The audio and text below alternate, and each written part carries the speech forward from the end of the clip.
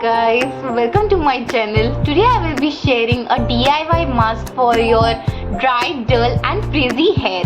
So let's get started. What you need is yogurt and then some honey, and last but not the least is some olive oil.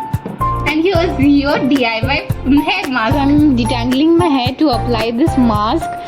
Put this in your roots and the strand of your hair. Honey locks moisture in your hair and it makes your hair super soft and shiny. Yogurt आपके बालों को naturally condition करता है and it makes your hair super glossy and shiny. Olive oil provides nourishment to your hair and fights off dandruff. I am going to keep this mask for 20 minutes.